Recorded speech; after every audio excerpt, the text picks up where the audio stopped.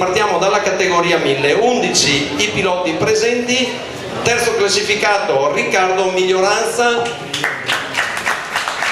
andiamo via sparati, secondo classificato The Rock, vince la categoria 1000 Stefano, ed è un ritorno quest'anno, Stefano Franchitti, non c'eri l'altra volta, infatti qualcuno dice ma noi poteva stare a casa, no, lascia che venga così vediamo fin dove arrivano queste 600. Ricordiamo ovviamente Alessandro Morsanutto, debuttante, Luca Bimbatti, debuttato la volta scorsa, Bonolo Samuele, Rivis Andrea, Teddy Vida, Milo Ronchiato Alex e Zaramella Alex. Il progetto scolastico porta 11 piloti, 11 belle vetture, perché qualcuno continua a dire che non sono vetture degne, ma il vivaio con qualche non più giovane a fare da riferimento ci sta tutto. Grazie e complimenti alla categoria 1000.